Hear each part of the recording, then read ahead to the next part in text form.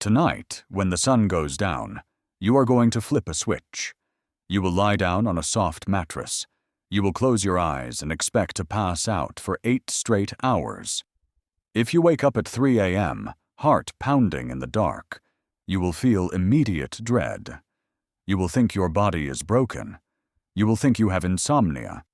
You will reach for a bottle of sleeping pills or scroll on your phone in frustration. Roughly 1 in 3 adults struggles with midnight waking, and we treat it as a modern disease.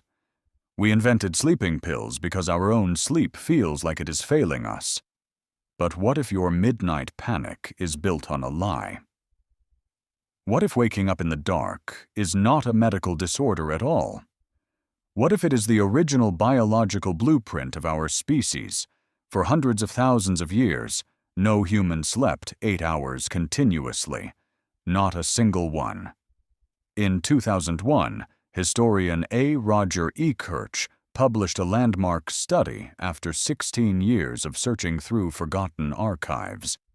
He analyzed over 500 historical documents, diaries, medical manuals, court records, and ancient literature from Homer to Charles Dickens. He found an overwhelming pattern that had been completely erased from modern memory. Our ancestors slept in 2 distinct blocks every single night. They called it first sleep and second sleep. Roughly 2 hours after dusk, people went to bed for their first sleep. It lasted about 4 hours.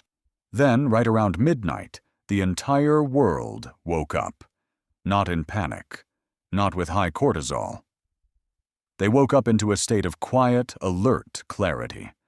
This period lasted for about 2 hours. Historical texts called it the watch. During the watch, humans did not struggle to fall back asleep. They talked to each other in the dark.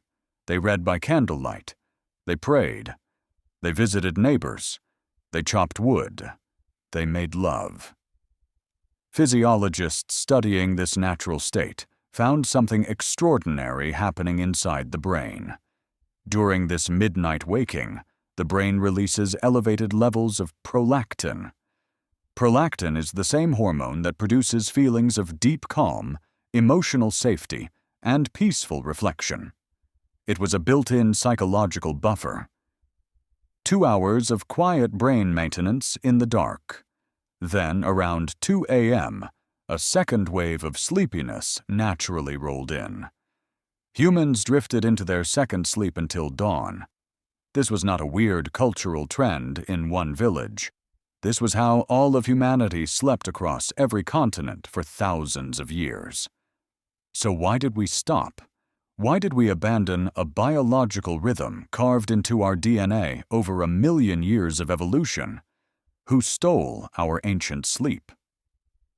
The answer begins in the year 1800 with the rise of industrial factories. Before factories, human labor was tied to the sun. When the sun went down, work stopped. Nature dictated the rhythm of production, but owners of massive industrial machines hated the sun. A machine sitting idle in the dark makes 0 profit. To keep factories running 24 hours a day, capital needed to conquer the night. First came gas street lighting. Then came Thomas Edison and the electric light bulb. Industrialists turned night into day. Artificial light hit human eyes late into the evening. Chemically, artificial light suppressed the pineal gland's production of melatonin. It pushed back the biological trigger for first sleep. Humans were forced to stay awake later to keep working on assembly lines. Suddenly, waking up at midnight for 2 hours became a nightmare for factory owners. If a worker woke up at 2 a.m. to contemplate the universe, they missed their 6 a.m. shift. Unscheduled midnight waking meant broken machinery, slow production, and lost money. In 1817, social reformer Robert Owen coined a new economic slogan: 8 hours labor, 8 hours recreation, 8 hours sleep. It sounded fair and balanced. It sounded like a gift to the working class. In reality, It was an artificial blueprint engineered to maximize industrial efficiency. 8 hours of compressed sleep was constructed to create a disciplined, standardized workforce. Natural fluid, two-stage sleeping was rebranded as a moral failure called laziness. Doctors began diagnosing normal midnight waking as a medical pathology. The clock replaced the sun. The factory replaced the natural biological rhythm. We compressed our sleep into a solid 8-hour block to fit the shift schedule of machines. Today, when you wake up at 3 a.m. in a pitch-black room, your brain is simply executing its ancient code. It is expecting the quiet clarity of the watch. It is waiting for prolactin, connection, and calm reflection. Instead, your modern mind freaks out because you have a 9 a.m. meeting. You flood your bloodstream with adrenaline and cortisol. You convince yourself that you are sick. We traded a natural, biologically protective sleep cycle to fuel an endless engine of production. Your brain is not broken. Your brain is just remembering what freedom felt like before the industrial clock took over.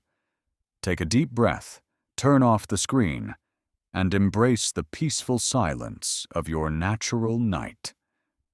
Look at how animals sleep in the wild. None of them follow an 8-hour clock.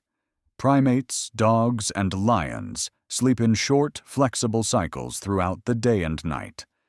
Biphasic and polyphasic sleep are the universal standard in the animal kingdom.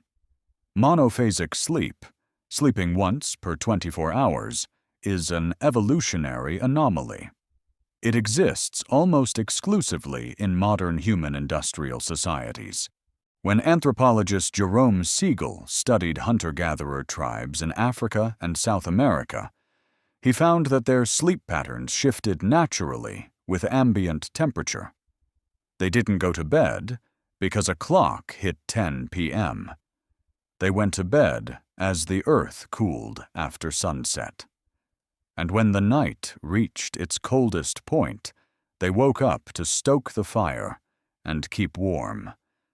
Waking up at midnight was a survival strategy. It kept the tribe safe from predators lurking in the dark. If everyone slept deeply for 8 hours straight, a single wolf could wipe out an entire village. Staggered sleeping hours were nature's early warning system. Evolution selected for brains that wake up in the quiet dark. So why did we declare war on our own biology? The shift began with architectural changes in Western Europe. In the 1700s, bedrooms became private spaces. Before then, whole families and visitors slept in one large central room. Waking up at midnight was a communal experience. But as bedrooms split into isolated individual rooms, the social aspect of the watch disappeared. Waking up alone in a dark, quiet room felt scary instead of comforting. Then came the industrial work discipline. Religious leaders began preaching against nighttime activities, claiming that waking up at night invited immoral thoughts. Sleep was framed as a moral duty to prepare for hard labor. By the late 1800s, medical journals stopped mentioning first sleep. The term vanished from public consciousness in less than 2 generations. An entire human instinct was erased by culture and capitalism. Fast forward to the 21st century. We live under constant artificial glare. Blue light from smartphones and laptops floods our retinas right before bed. This suppresses melatonin even further than Edison's light bulbs ever could. We go to sleep late, stressed, and chemically confused. And when our ancient biology wakes us up at 3 a.m., we don't find a peaceful village or candlelight conversations. We find a glowing screen that feeds us bad news and anxiety. We replaced the watch with doom scrolling. The peaceful 2-hour buffer became a 2-hour panic attack. The pharmaceutical industry noticed this shift immediately. sleeping aids became a multi-billion-dollar market. Instead of fixing our schedules, we medicate our natural instincts. We treat our evolutionary inheritance as a fault in the software. But what happens if you stop fighting it? What happens if you accept the 3 a.m. awakening? Sleep scientists who experimented with natural light schedules discovered something remarkable. When subjects stopped worrying about waking up at midnight, their daytime anxiety levels plummeted. They reported feeling more rested, more creative, and deeply mindful. The midnight waking was not stealing their rest. It was providing the mental restoration they had been missing all along.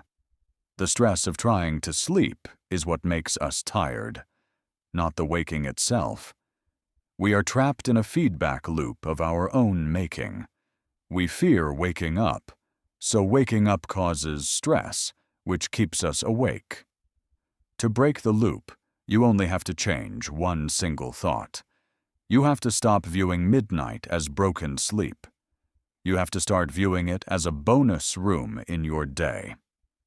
Imagine having 2 hours every night where no one expects an answer to their email, where no notifications buzz on your nightstand, where the world is completely, beautifully silent. This was the secret sanctuary of history's greatest minds. Poets wrote their best lines during the watch. Inventors sketched their wildest designs in the dark. They didn't fight the darkness. They inhabited it. So what should you do when you wake up tonight at 3 a.m.? Rule number 1, do not look at your phone. The artificial light instantly resets your circadian master clock and tricks your brain into thinking the sun is rising. Rule number 2, stay in dim light or darkness. Keep your environment quiet and warm. Rule number 3, do something low stimulation. Read a physical book under soft light, write down your thoughts in a notebook, or simply sit and breathe quietly in the dark. Do not try to force sleep to come back. Sleep is like a wild bird. If you chase it, it flies away. If you sit quietly, it lands on your shoulder when you least expect it. After about 90 minutes or 2 hours, your body will naturally drop its temperature again. You will feel a heavy, comfortable drowsiness wash over you. That is the signal that second sleep is ready. Climb back into bed, pull the blanket up, and drift off until morning. When you wake up at dawn, you won't feel exhausted.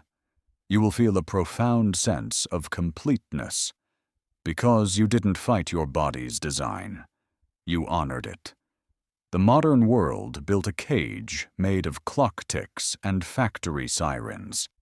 They convinced us that human beings are industrial engines that can be turned on and off with a single switch. But we are not engines. We are biological organisms shaped by cosmic cycles. We belong to the tide, the moon, and the darkness. The 8-hour workday gave us economic growth, but the 8-hour sleep block stole our night. It severed our connection to the oldest quiet space on Earth. Reclaiming that space doesn't require a revolution. It only requires understanding. It requires permission to stop feeling guilty. The next time your eyes open in the middle of the night, do not look at the clock on your nightstand. Do not reach for a pill. Smile into the dark. Realize that you are not broken. Realize that you are simply alive. You are standing in the exact same quiet sanctuary where your ancestors sat for thousands of generations. They didn't fear the 3 a.m. dark. They cherished it. It was their time to think, to dream, and to just be.